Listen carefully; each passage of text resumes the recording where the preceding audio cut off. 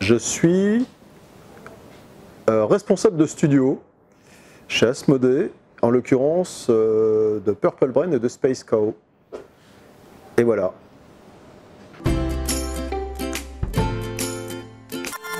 C'est Devir, l'éditeur espagnol, qui a récupéré les droits internationaux auprès d'Anna Ienas, qui est l'auteur du livre La couleur des émotions, enfin le monstre des couleurs en version originale, La couleur des émotions en français. Alors le truc, c'est que même si on ne connaît pas le livre, c'est pas grave, parce que le jeu peut se jouer sans connaître l'œuvre de base.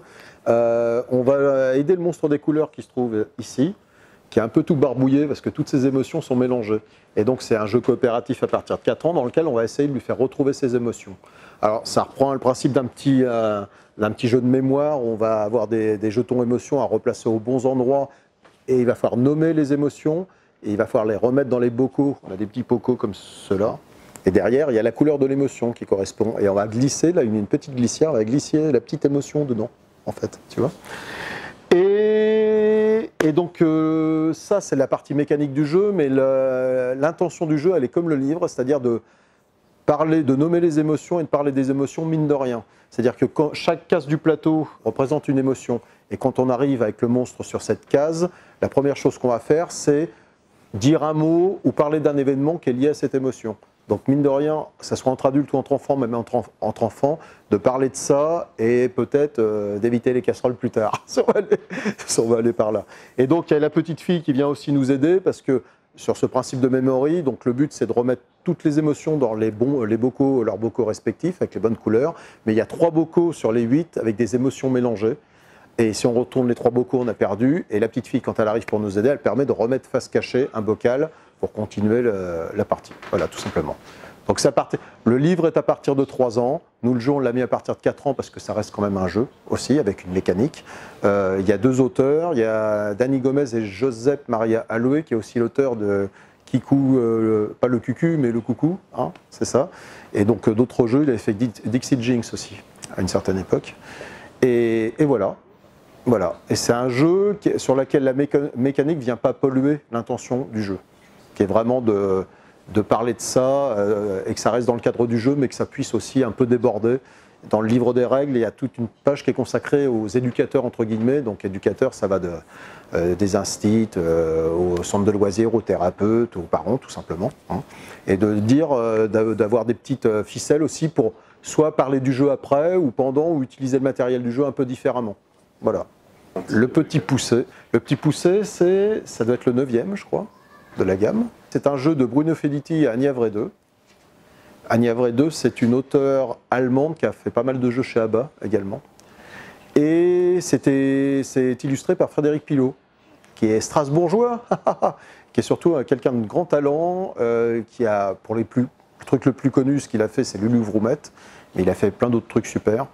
Et j'étais très content de travailler avec lui aussi, et puis avec Bruno et Anja, bien entendu. Et donc on va essayer de... En fait, ça reprend le passage où le petit poussé se réveille avec ses frères en pleine nuit chez l'ogre, et ils sont en train de se dire que l'ogre risque de les manger au petit déjeuner.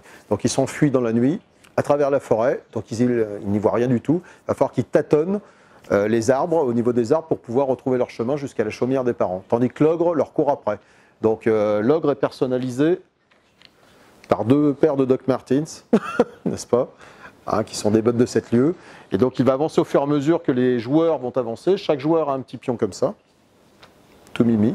Et donc le but du genre, c'est pas du tout coopératif, c'est d'être le premier à arriver à la chaumière. Et donc on va tirer une forme d'arbre, comme celle-ci par exemple.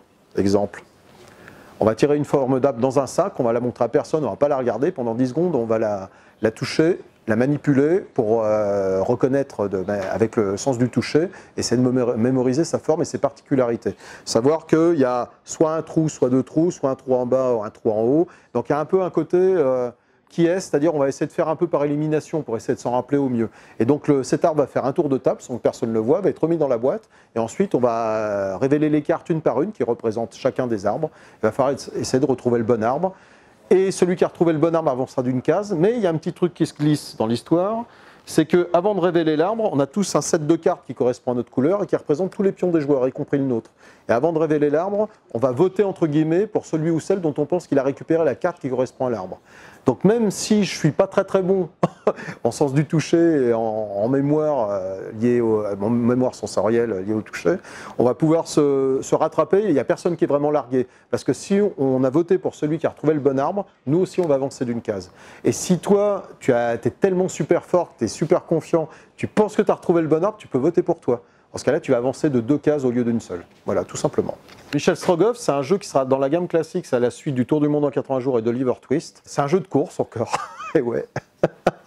Mais c'est un jeu de gestion de main avant tout, avec un peu de prise de risque aussi, savoir est-ce que je perds du temps à chaque fois qu'on va avancer sur une case, chaque case est liée à une couleur qui est liée à un type de danger, un paquet de cartes, quoi. Et à chaque fois qu'on va avancer, on va tirer une carte de ce paquet, du paquet correspondant, et on va mettre cette carte à droite de notre plateau, de mini plateau de jeu, et ça va correspondre à notre voyage et au danger qu'on va devoir affronter. Soit on continue et on y va à fond et on aligne les dangers au fur et à mesure, sachant que chaque carte a une icône, et si on a 2 fois la même icône sur notre ligne de danger, les dangers se déclenchent. Donc soit on s'arrête pour affronter les dangers, auquel cas on dépense des cartes de toute main pour éliminer les cartes de notre périple, donc réduire les chances de tomber sur 2 fois la même icône, soit on continue comme un frappadingue, et puis voilà. Alors en plus, c'est pas un jeu coopératif, parce que nous, on va se déplacer, il faut être le premier à arriver à Irkoutsk, la capitale de la Sibérie, sachant qu'on part de Moscou.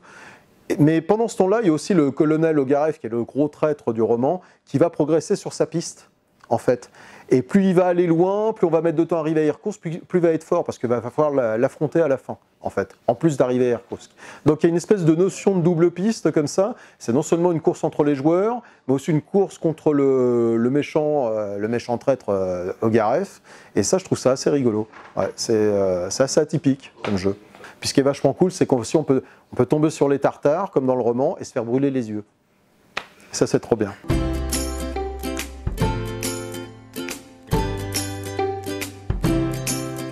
À l'année prochaine.